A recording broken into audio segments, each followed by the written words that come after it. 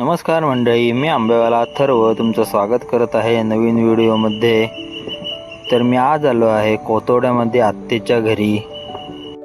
तर काही दिवसांपूर्वी आम्ही इथे नारळाची, आंब्याची आणि काजूची कलमे लावली होती. त्याला माती आणि खत घालण्याचे काम इथे सुरू होते.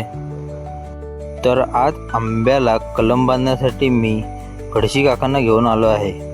तर इथे त्यांनी दुसऱ्या बागेतून आणलेल्या फांद्यांच्या स्टिक पहिल्या काढून घेतल्या. त्यानंतर सर्व स्टिक एकत्र करून बाकी सर्व सामान घेऊन काकांनी कामाला सुरुवात केली. पहिली ही खाच मारून घेतली. त्यानंतर मगाशी आणलेली स्टिक घोंपाटामध्ये गुंडाळून ती स्टिक त्याच्या आतमध्ये रोवली आणि त्या काढलेल्या खाचेला घट्ट सुंभांदे बांधून घेतले.